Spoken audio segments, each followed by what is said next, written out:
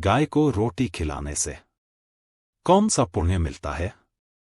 हर हर महादेव मित्रों, आप सभी का स्वागत है फिर से हमारे चैनल पर। मित्रों, आज हम आप सबको गौ माता की कथा सुनाने जा रहे हैं। गौ माता की पूजा करने और उन्हें खाना देने से हमारे कौन से कार्य पूर्ण हो जाते हैं? इस कथा को सुनने के बाद आप सब बहुत प्रसन्न होंगे और आपके कष्ट दूर हो जाएंगे। चलिए कथा को प्रारंभ करते हैं। एक समय की बात है, कैलाश पर्वत में भगवान शंकर ध्यान मग्न थे। तब भी माता पार्वती पृथ्वी लोक के भ्रमण के पश्चात कैलाश पहुंचती हैं और प्रश्न का भाव लिए भगवान शिव के पास गई। तभी भगवान शंकर माता पार्वती से पूछते हैं, क्या हुआ देवी? आप क्या सोच रही हैं? तभी माता पार्वती ने कहा, प्रभु, आप तो तीनों लोक के स्वामी और त्रिकालदर्शी भी हैं। आपको सब पता है, मेरे मन की कोई भी बात आपसे आज तक छिपी नहीं है। मेरे मन में क्या प्रश्न है, प्रभु, आपको भली भांति पता है।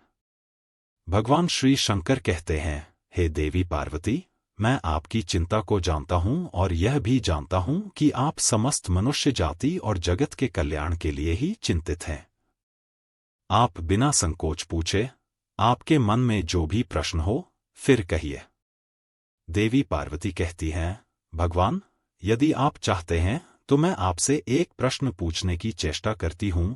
देवी पार्वती कहती है, भगवान, आज मैंने पृथ्वी लोक पर बड़ा ही विचित्र दृश्य देखा।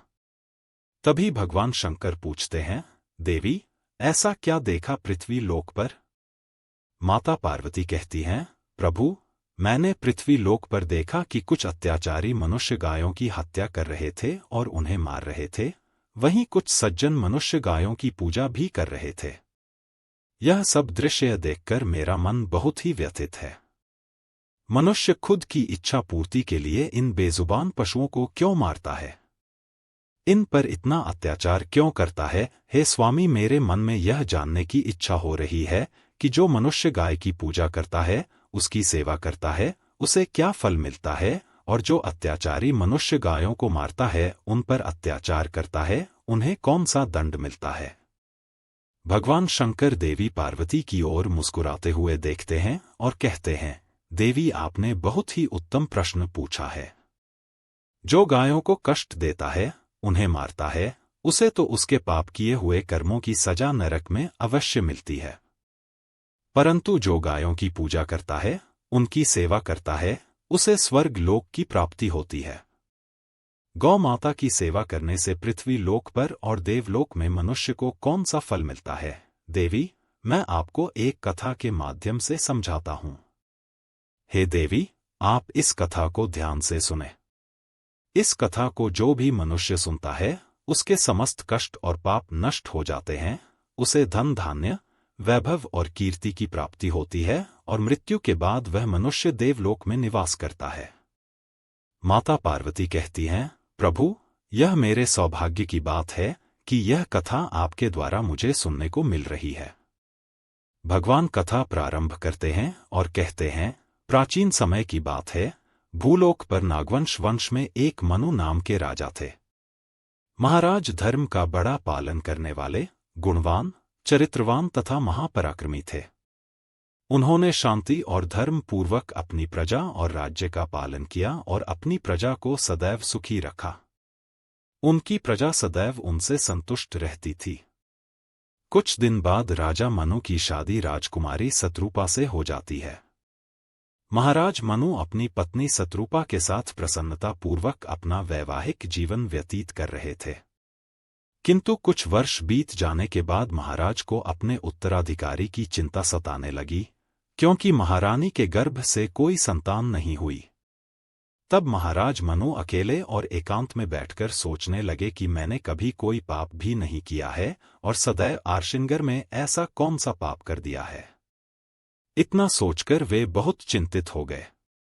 फिर उनके मन में एक विचार आया कि इस समस्या का समाधान केवल गुरु वशिष्ठ जी ही कर सकते हैं। वे ही मुझे मेरे दोष के बारे में बताएंगे और संतान प्राप्ति के लिए कोई मार्ग सुझाएंगे।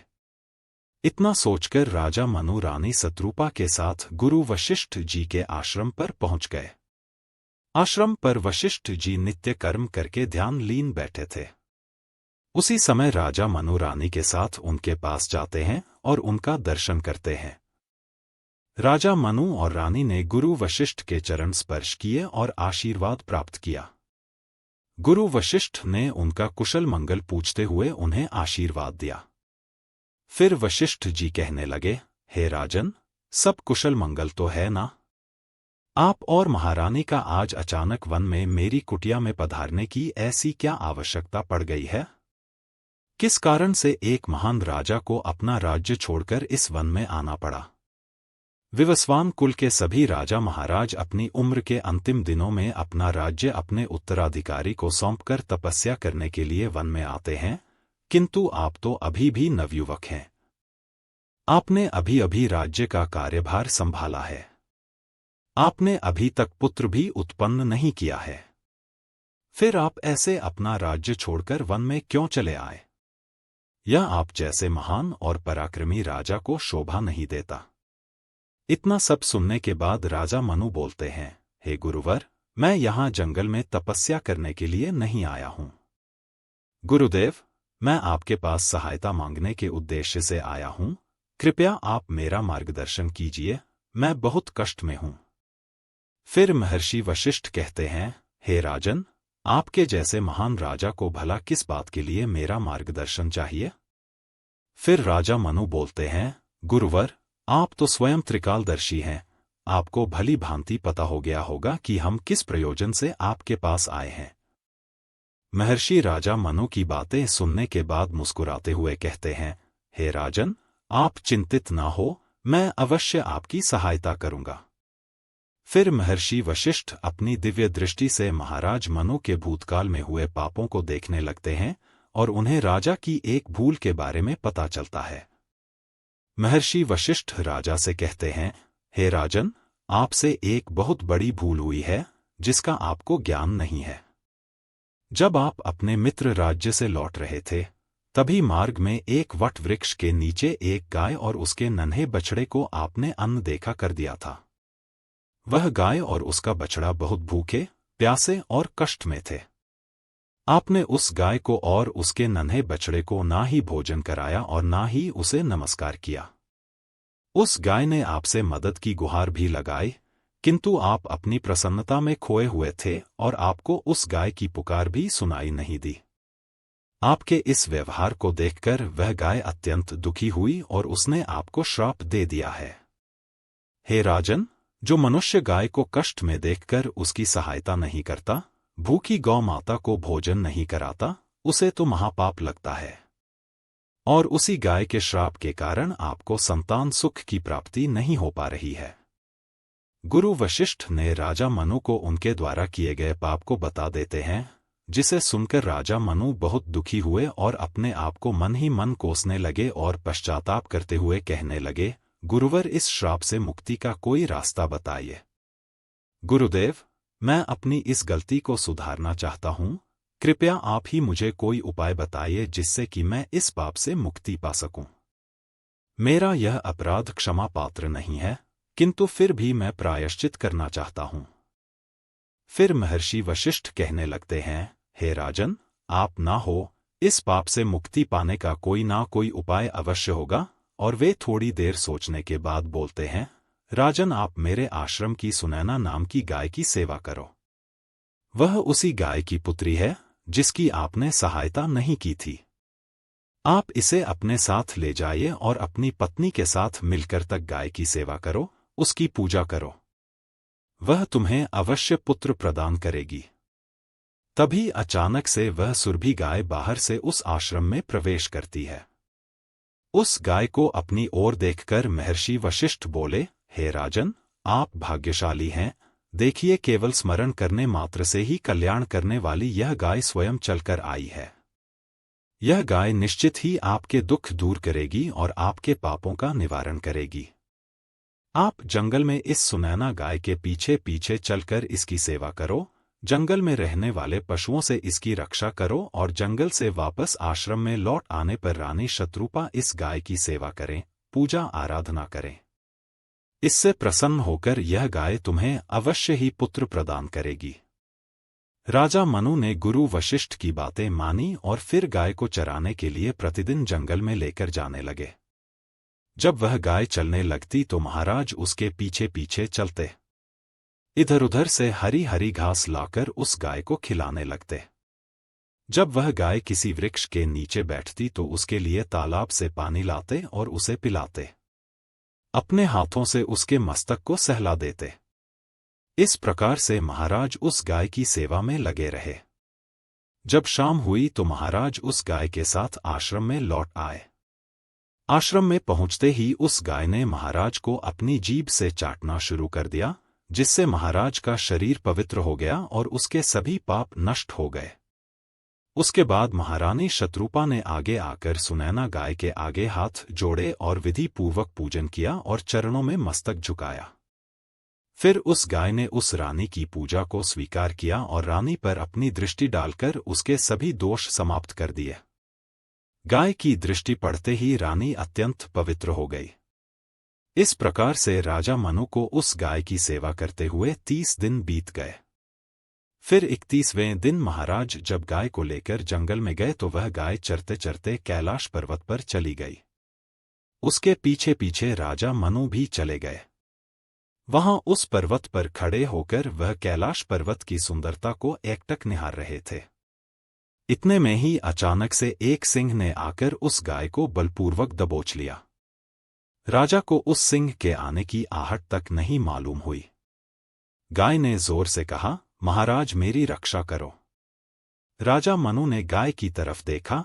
सुनैना गाय की आंखों से आंसुओं की धारा बह रही है, जिसे देखकर महाराज व्यथित हो उठे और उन्होंने तुरंत ही अपना बाण निकाला और धनुष की डोरी पर रखा और उस शेर को मारने के लिए प्रत्यंचा खींची। उसी समय उस शेर ने महाराज की तरफ देखा। उस शेर की दृष्टि पड़ते ही महाराज का शरीर जैसे बर्फ की तरह जम गया हो। उनकी शक्ति क्षीण हो गई, उनका सारा बल शून्य हो गया। अब तभी उस सिंह ने गर्जना भरी आवाज में कहा, हे राजन, मेरे ऊपर प्रहार करना तुम्हारे बस की बात नहीं है, क्योंकि भगवान भोलेनाथ मेरी ही पीठ पर पैर रखकर नंदी पर विराजमान होते हैं। इसीलिए तुम मुझे मारने की चेष्टा मत करो। अगर तुम मुझे मारने की कोशिश करोगे तो निष्फल रहोगे। अब तुम यहां से लौट जाओ। विधाता ने इस गाय को आज मेरा भोजन नियुक्त किया है, इसीलिए तुम इसमें दखल देने की कोशिश मत करो। मैं जानता हूं तुम सूर्यवंश में जन्मे हुए राजा मनु हो, तुम्हें अभी यह ज्ञात नहीं। इस कैलाश पर्वत पर भगवान भोलेनाथ की माया फैली हुई है, इसीलिए तुम यहां से तुरंत चले जाओ। फिर राजा मनु बोलने लगे, हे सिंहराज, कृपया आप इस गाय को ना मारे। यह महर्षि वशिष्ठ जी की संपूर्ण मनोरथ को पूर्ण करने वाली सुनैना गाय है। इसकी हत्या ना करें। इस गाय की रक्षा और सेवा करने का आदेश मुझे दिया है। इस गाय का एक नन्हा बछड़ा भी है जो घर पर इसकी राह देख रहा है। मैं इस गाय को इस हाल पर मरने के लिए छोड़कर नहीं जा सकता। इसीलिए हे सिंहराज, मेरी आपसे विनती है कि आप इस गाय को जीवन दान दो। इस गाय के बदले में मैं तुम्हें अपना शरीर समर्पित करता हूं, जिससे तुम्हारी भूख भी शांत हो जाएगी और इस गाय की रक्षा भी हो जाएगी और मेरे वचन का पालन भी हो जाएगा। साथ ही गौरक्षा के लिए प्राण त्यागने से मुझे उत्तम गति की प्राप्ति होगी। इतना कहकर महाराज मनु उस सिंह के सामने हाथ जोड़कर बैठ गए और आंखें बंद की।